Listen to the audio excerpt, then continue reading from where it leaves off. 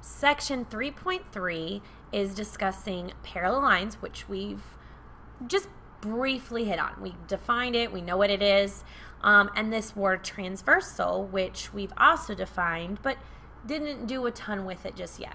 If you remember a couple days ago when we talked about just a transversal, okay, Ms. Hochgrabe, can you recall what a transversal was? I remember a transversal was a line that crossed two other lines, two or more. I think we said other lines that it would be crossing. So like, for example, I'm looking at this picture and I'm seeing line M is crossing both line J and K. So M would be the transversal. Okay. So just making sure we're good on the vocabulary. And notice since line M is intersecting lines J and K, then we had from a couple days ago some special angle pairs. Remember this? I do remember that. I remember we talked about like corresponding angles and alternate interior angles and alternate exterior angles and consecutive. Yeah, I remember talking about this. And there are some other special angle pairs within one of the lines in the transversals, like what? Like vertical angles or linear pairs. Okay, so all of those are good. The ones that Mrs. Hochgrabe listed are the ones that we're going to spend some more time on because of the fact that we have parallel lines that are intersecting with a transversal. Okay. Right? So in this picture, notice the two lines that are parallel. And those are J and K. And how do we know that? Because they've got that arrowhead on there. Yes. So this little arrowhead, these little arrowheads are communicating that means those are parallel. Now, when you have two or more lines that intersect with a line, meaning the transversal, and especially when you have two lines, you end up with 8 different angles. Notice that we have them numbered, so we have angle 1, angle 2, so on and so forth. Right now, what this postulate is saying, and this is something we actually explored in class earlier today, right? If you have two parallel lines that are cut by a transversal, so what we saw 2 days ago, we just had two lines that intersect with a transversal. Right. What if these lines are parallel? Well, we explored this earlier today in class. When they ended up being parallel, there were some kind of convenient things that happened. Well, this postulate, hence the name, corresponding angles postulate, is saying that the pairs of your corresponding angles are always going to be congruent. So, in this case, if I give you the two lines, J and K are parallel, notice my notation, and we have the line M is your transversal. Okay. So this is what we have. That's our given. That's what we know. Okay. If I tell you this, or you can see this in a picture, then based on this postulate, what can we conclude?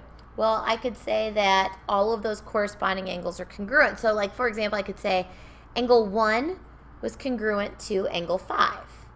And angle 2 was congruent to angle 6.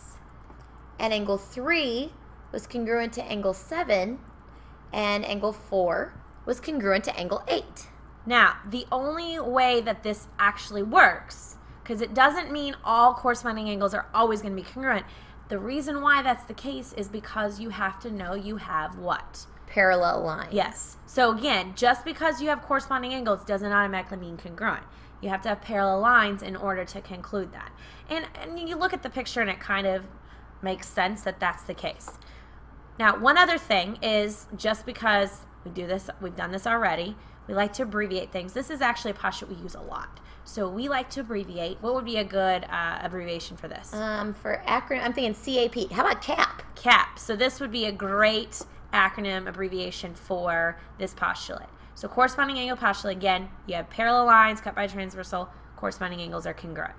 Now, we explored some other angle pairs, so let's see if there's some other theorems maybe. All right, this next one is the alternate interior angles theorem. So notice again by its name what kind of special angle pair we're going to be talking about. Alternate interior angles, of course. Alternate interior angles. And we do have an acronym we'll use for this one as well, AIAT, alternate interior angle theorem. Perfect. Okay. And again, this is another one we'll use a lot. The ones that we're going to learn today, you're going to use a lot. And so we're going to have those abbreviations for their names. And again, notice this is starting the same way. It says if we have two parallel lines that are cut by a transversal. you're going to notice that our theorems that we're looking at today, most of them are dealing with the idea of we have parallel lines cut by a transversal. So what two lines are parallel in this one? Line J and line K. Line J and line K, and we know that because of the arrowheads on there. Arrowheads that they're marked with. So we know we've got parallel lines cut by this transversal of M. So when that happens, the pairs of alternate interior angles are congruent. Okay, so again, if we know that line J is parallel to line K, and we know that M is our transversal, starting off with this transversal, starting off with the same information that we've had before, okay, then what do we know? Then it says alternate interior angles are congruent. So those pairs. So I would say angle 3 and angle 5 are going to be congruent, and then angle 4 is congruent to angle 6. And there's only 2 sets this time because we talked about this earlier a couple days ago. You don't have as many angles here to deal with because you're limited to the interior. Exactly. Perfect. So going with this interior idea, we have the consecutive interior angles theorem this time. But this time, notice it's saying consecutive, not alternate. We have another abbreviation or acronym for it, so CIAT. Again, get comfortable with these. You can obviously write it out, but when we start doing proofs, which we've done some proofs now, we're going to give reasons, and if we need to say something regarding the consecutive interior angles, we want to use a quick way, okay? So it starts the same way. 2 parallel lines cut by a transversal. So in this case, again, we have line J is parallel to K, and M is our transversal. So super quick start here. All right. So if we know that, then what is this theorem saying? Well, it says that the pairs, again, all of these are pairs, of consecutive interior angles are supplementary this time. Ooh, something different. Okay. So, and this is where kind of even common sense come into play. If you look at the picture, Ms. Hogre, name me some consecutive interior angles. 4 and 5. Okay, now again, this is based on the fact that these are parallel. This wouldn't be true unless these are parallel.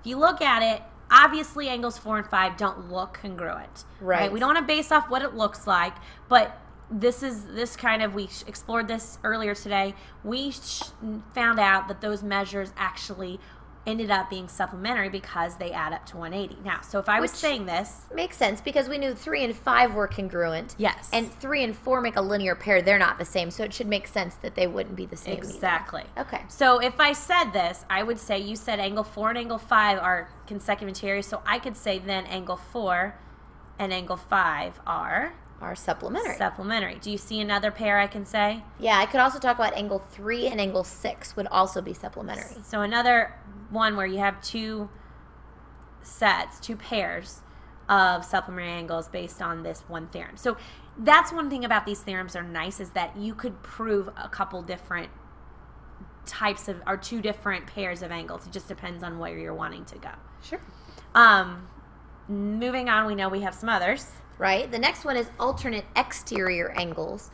So if you take a look at this one, of course we're talking about the alternate exterior angles. We're now in the exterior of our picture.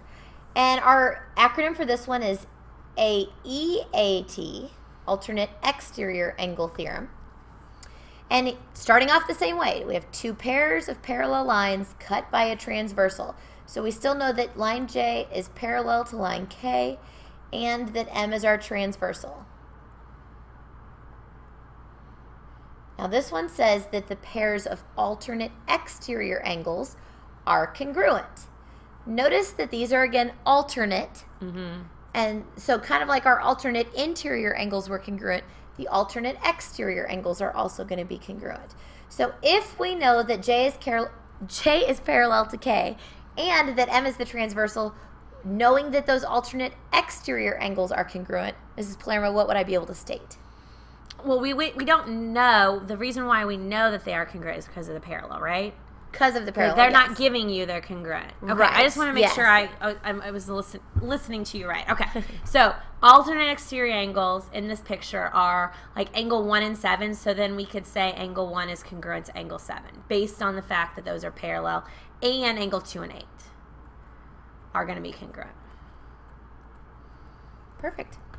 All right, and again, I love the fact that she emphasized that the lines are parallel, so therefore what we know is that those angles are congruent, those alternate exterior angles. So it's kind of like when we're doing a proof, you're going to be given parallel, we're going to be able to conclude this. All right, and this is one where we've talked about with linear pairs and vertical angles, you're going to be able to tell that from the picture, right? You can look at it, and because these are given parallel, we can then say, all right, well, angle 1 is going to be congruent to angle 7 because of alternate exterior angle theorem, right? We won't have to... You don't have to first establish that there are alternate exterior angles or do anything else. Exactly.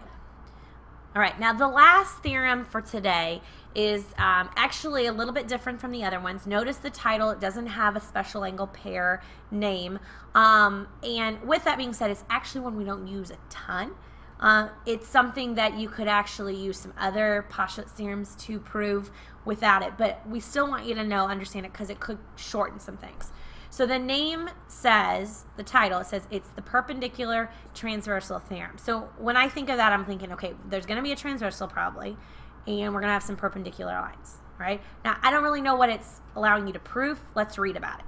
So if it says if a transversal is perpendicular to one of your two parallel lines. So what does that essentially mean? You're going to be given a transversal, right? Right. So in this picture, which one do you think is the transversal? Line J is our transversal. And it is perpendicular to one of the two parallel lines. So in the picture, we can see that line J is perpendicular to line K. And they're saying there are two parallel lines. Which ones are the parallel lines? So K and M are parallel. Okay, so let me make a little note here. Let's see. So if we're given, if a transversal is perpendicular to one of the parallel lines. So if I give you line J is perpendicular to K, and I might make a little note that this is your transversal. And I would also have to give you that you have parallel lines. Okay, so you said K is parallel to M, right? Right. If I give you that, they're saying then it, now what's it? Probably talking about the transversal. The transversal. Since that's what we started with, yeah. Perfect. I want to make sure. They're saying that is going to be perpendicular to the other. And what do they mean by the other? The other parallel line. The other parallel line. So that means the transversal, which is which line? Line J. J is going to end up being perpendicular to the other parallel, which is line M. Okay. Now, this is one where, I'll be honest, if you don't remember the theorem, it's not the end of the world. Right. So let's see like how we could do this. In other words, kind of do a little proof of it. Okay. So if you look at it, if you're given that line J and K are perpendicular. Right. And you know that these lines are parallel. All right? Oh, well, there's going to be some special angle pairs there. Like, what kind of special angle pairs are you seeing? If nothing else, we could talk about corresponding angles. Perfect. So I'm going to name, just so we can kind of reference, I'm going to number these two angles. Okay. All right. So if I knew that line J is perpendicular to K, then what's going to be true about this angle here? Angle 1 is going to be congruent to angle 2 because, you're talking about just between J and K. Yeah, just between this. Between J and K, I know that it's going to be a right angle. That's going to be a right angle. Okay. Now, if you know line K and M are parallel, which again, they're giving you that, then what do you know? That angle 1 is going to be 90. And angle 2 is also going to be 90. Now, why is that? Because of the corresponding angles postulate. So, corresponding angles postulate proves that these are congruent, right? Right. And if this is a right angle, which means it's 90, that's 90 degrees, which then means that's also going to be perpendicular. So, you could go about this particular theorem without actually you could be proving these things without this theorem. Right. Yeah, using corresponding angles postulate. But it's kind of nice and you don't have to do all that extra stuff.